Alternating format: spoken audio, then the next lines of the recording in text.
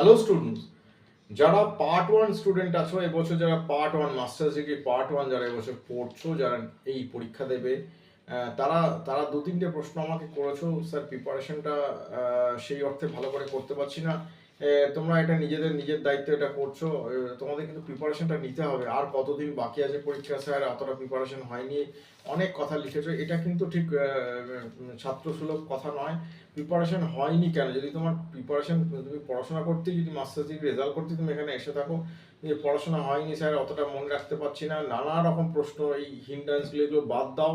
তোমরা কিন্তু ভালোভাবে একদম ওপেন মাইন্ডলি পড়াশোনা করো, ভালো করে প্রিপারেশন নাও। কারণ 2024 যে পরীক্ষা হতে চলছে, সেটা সম্ভবত এপ্রিল মে মাসে পরীক্ষা হবে। সময় এখন কম আছে, মোটামুটি 4-5 মাস হাতে সময় আছে। এর মধ্যে তোমাকে এত বড় লং সিলেবাস প্রিপারেশন নিতে হবে। তাই বলি, একটুখানি তোমরা সচেতন হও এবং ভালোভাবে প্রিপারেশন নাও। যদি কিছু জানার থাকে আমাকে হোয়াটসঅ্যাপ করে জেনে নিতে পারো এই বিষয়ে, আমি তোমাদের সব